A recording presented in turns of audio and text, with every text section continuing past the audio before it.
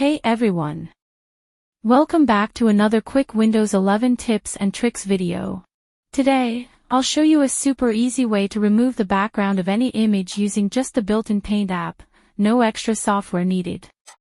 First, open the folder where your image is saved. Now, simply right-click on the image, hover over Open With, and select Paint. Once your picture opens in Paint, click on the image to select it. You'll notice two new options appear in the top menu bar.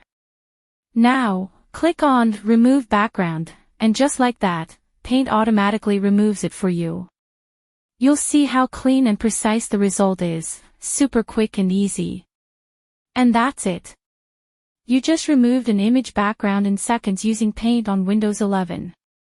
If you found this Windows 11 tips and tricks video helpful, don't forget to like, share, and subscribe for more quick tutorials like this. See you in the next one.